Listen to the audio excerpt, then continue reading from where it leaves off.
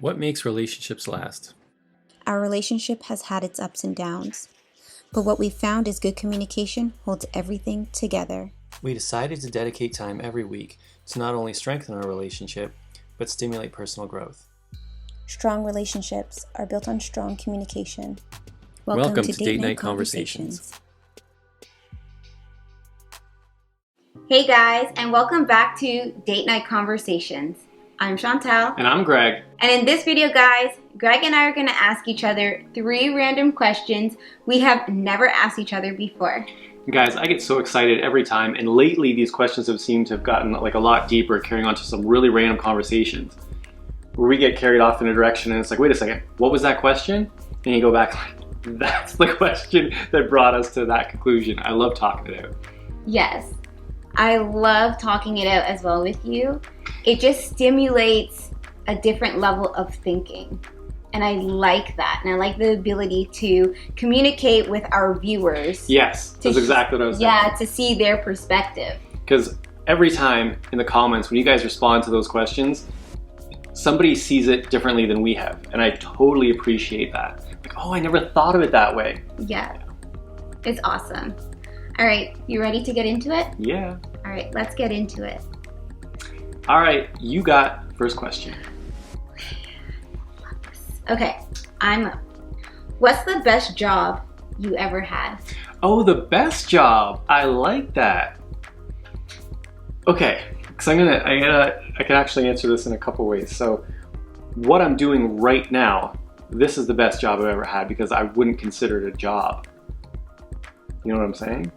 So when it comes to YouTube and everything that goes along with that, it's like I would never consider that work. But if I told somebody what I did or what we did in a day to someone who's not interested, it would seem like a lot of work. Well, they even say that, oh my gosh, it seems like a lot of work.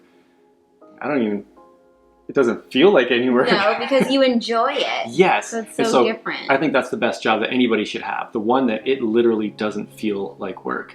If you love the job you do, you'll never work a day in your life. Yes. And we live life for a living. Yeah, that's the goal. Yeah. Now, let's go to jobs. Things that I would actually consider a job. Okay. The best job I've ever had. Oh, but I appreciate them all because they're all amazing experiences. Okay. Bike messenger. I think I have to go with that. Why? Because I got paid to ride my bike all day. There was times like I had to ride in the winter also, and I could say, oh, it was the worst. Like riding my bike in like through snow. You don't know what's under that snow. And you don't know when you might be back inside again and in and out of buildings hot and cold. This is Toronto, Ontario, Canada in the winter. You know, it gets cold. The average is around 0, but it can be cold. But for the most part, like through the summers, it was so much fun. We're a bunch of guys riding our bikes, and we all have radios, and we're just like chatting all day. And that was fun. Do I just have to say one? As many as you like. Personal trainer. I love working with people and helping people become their healthiest self.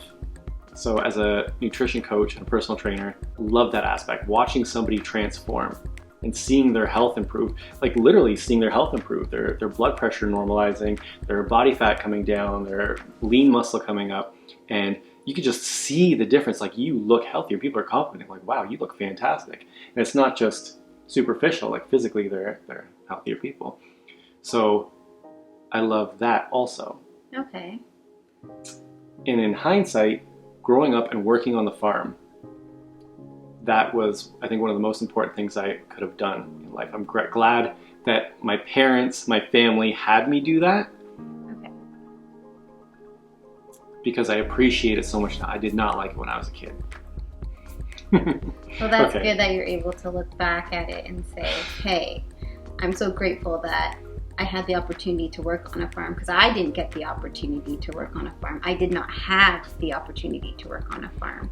So I learned so much. And as a kid, you don't get it. You're just, oh, it doesn't work. It's like for sure. I can totally see that. Throwing hay bales and shoveling manure and like working the garden. Well, there you go. Yeah. And in the end, I was like, driving tractor, like helping in the fields and everything. It was like farming. That's so And cool. as a kid, maybe I was like up to 16 doing those things. And it was, sometimes I loved it, sometimes it was just work, but I just felt like I was getting my summers taken away from me. But as an adult, I totally appreciate that time. Okay, that was a lot on me, sorry. What's the best job you've ever had? Okay, so I have two, and only two. My first is being a mom, because I always wanted to be a mom. So it's the best job that I've ever had, raising the 3 beautiful children I have. I wouldn't trade it for the world.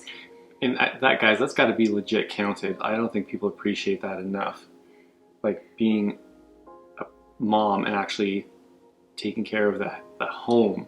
Yeah, it's not even taking care of the home. It's being with my kids and learning my kids and just growing with them. I started having my children young, and I always wanted to be like, not an older mom, but a young mom, so I can grow with my kids. Not too young, but I mean, I got pregnant later on in my teens, and then, you know, I'm able to grow with my kids. I'm able to play Hulk Smash with them. I'm able to chase them around the house. Yes. And feel like a kid. It's so exhilarating that I have the opportunity at my age to be young and full of life and keep up with them the best way I know how. And that is one of the best jobs I have ever had. And I still do have, right? I'll always be their mom, but I always try to learn and grow with my kids and be with them. It's just such a rewarding feeling for me, and I'm truly blessed. My second best job is YouTube, hands down. Running my own business, the experiences that come with it, the people that I have met, like-minded people, the viewers, people that I get to connect with overseas. I've never seen them, but there is definitely a connection, and I wouldn't have met these people if I didn't start YouTube. Yep. And it's amazing. And I'm grateful every day. I wake up with this overwhelming gratitude to appreciate the world I've created for myself and that I'm able to experience. And I just want to continue to experience that. Okay, now I'm going to ask you, best job you've ever had working for somebody. You know they want to know. What's the best job you've had where you're actually like an employee? Probably the best job I've ever had. Do I have to be happy in the position, or theoretically thinking it's like literally the best job? Okay, I'm gonna say the best job I ever had was when I was working in the community as a triage clinician. And I say that because good pay, I work 9 to 5, you get your vacation accumulated, and I'm at a desk. So there's no physical work. I'm just writing reports all day. I could call you, and it was the best job ever. Was I happy because it was the best job ever? No. No. But thinking other people would probably like to have my job just because it was, in a sense, flexible. Like the ideal job. Yes. And if you want it, have it. But there's it's like, you know, all that sparkled wasn't gold. And I'm just going to leave it there. Okay? We have to throw it back to these guys. All right, guys. We're going to throw it back to you. But let's read the question one more time. What's the best job you ever had? I'd really like to know, guys. So you know what to do. Drop a comment down below. All right, we're moving on to the second question. All right. You're up. This one's mine. Question number 2. Describe our first kiss. It was the sweetest thing ever. Was it? It was. It was the sweetest thing ever. You don't remember it. I do remember. Do you? Yep. I came to your house. We were sitting on the couch, and we're sort of watching TV and just really talking and getting to know each other. and I snuck a kiss from you. I don't even think you were ready for it. But I was like kind of sitting on your lap. Yeah, you were. Why are you trying to say, yeah, you were? You know you wanted me there. Yeah. Because you're like playing a little bit.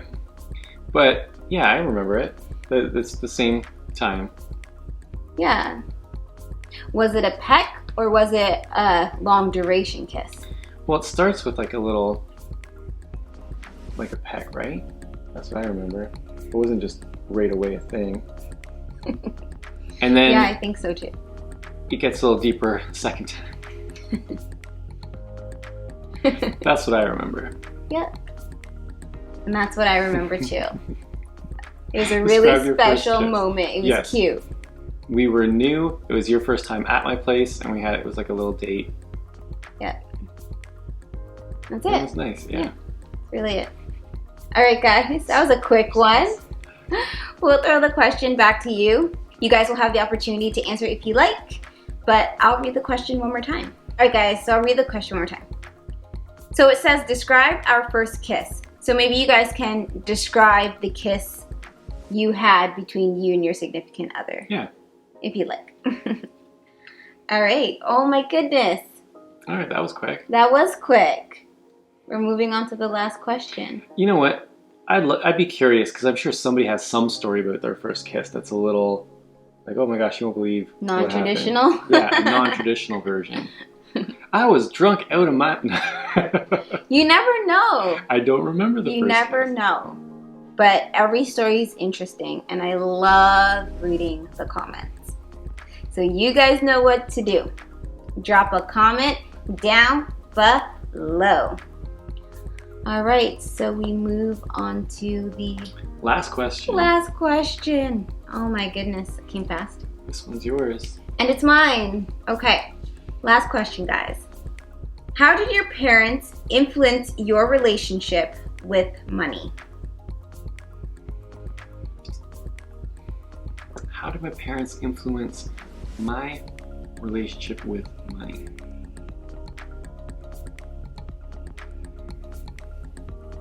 I don't feel like there was a lot of influence there. They didn't influence you. No. I don't like. I don't feel like it was a thing that was really talked about or like guided too much. Because I remember my dad's like, you got to start making money. You got to get a job. You want to have money to do things, and it's like that. So I got the paper route. That was my first actual job. My dad hooked me up. My dad forced me to have a paper route. He got me out of bed, and this was like the regional paper, the one that everybody got, not just like the local paper. Oh, okay.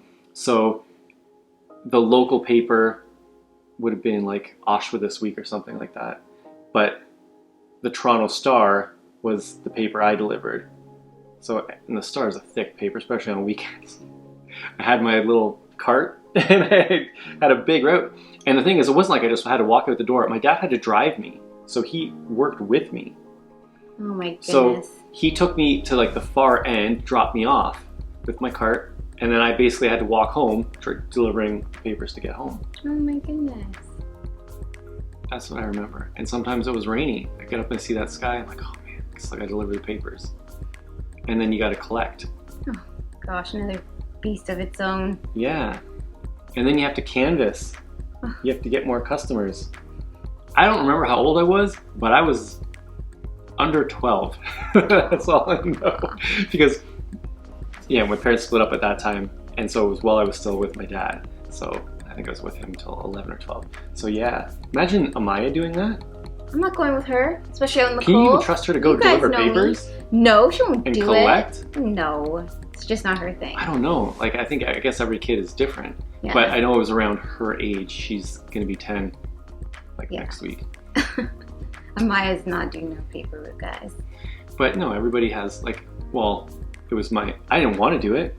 I don't even remember what happened to the money. Did I get the money, or did I give it to my dad? I don't even remember. How did that work? Did I have a piggy bank or something? What did I buy? I don't remember any of that. So that's my relationship with money, as influenced by my parents. Okay. Everyone's gonna have a different story. My story is my mom drilled it in my head. You have to save. You have to stand on your own 2 feet. See me, I'm gonna be done paying my mortgage in 15 years. And if you want to be like me, you have to. And she just, it was always just preached till I got to a certain point where I understood the value of money and what it means to save it, and the rewards and the benefits and the pros and the cons. And I remember being 17 and in nursing school, my first year of nursing school, having to pay for a course that I failed. So I failed anatomy and physiology. And I remember I applied for the first year OSAP, but I had paid it back. So to retake this course, I think this course was like $800. And you know, I just came out of high school. I went to nursing school a year before my time, and I failed a course, and you know, I'm upset about it, but I'm like, well, I have to pay for it if I'm going to retake it. So at the time where I had to retake the course, I planned out how I would get the money to go back to school and take the course. So the time I was off because I couldn't progress through the course because the course that I failed was a prerequisite to continue. So I had to take a semester off. And during that time off, I went and got a job at Toys R Us where I was hired full time. And every single penny I got went into my bank account. And I remember saving $1,000, $1,000. And I'm like, oh man, I'm on top of the world. And then I went to the office of the registrar where I went in person just to pay for the course. And I remember I'm like, oh my gosh, I only have like $200 left. I'm like, I worked so hard. Those long hours standing up, dealing with some fiesta customers, and you know, just being at work in a different environment with people that you really don't vibe with. And I'm like, all I'm left with is $200. And at the time, the pay was about $8.75 or $9.